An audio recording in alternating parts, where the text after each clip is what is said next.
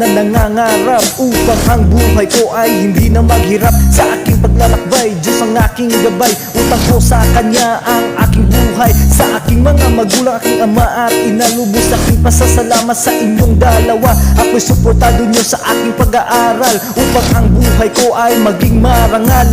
Sabi pa ni Rizal, kabataan, pag-asa ng bayan, kaya dapat igalang kanilang karapatan. Huwag silang lukuhin, huwag silang abusuhin, dahil pantay-pantay dapat ang tingin sa atin. Ang mag-aaral sa MSES, dito Batang Bida.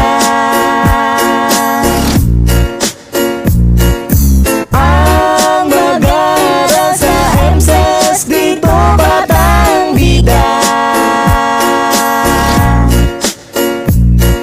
Dito sa Makilala Central Elementary School, we learn so many things and it is very cool. They teach us to write, they teach us to read, they teach us to count, simple arithmetic. Lahat ng mga guro ay magagaling, talented sa sayaw, sa kanta at sining. Magaling din sa rap, magaling din sa sports, magaling mag-compose, magaling din mag-coach. Kami ay maka-Diyos, kami ay makatao, kami makakalikasan at kami makabansa. Kami mababait, kami ay responsable, dahil dito sa MSES mag-aaral ang bida. Ang mag-aaral sa MSES, dito Batang Bida.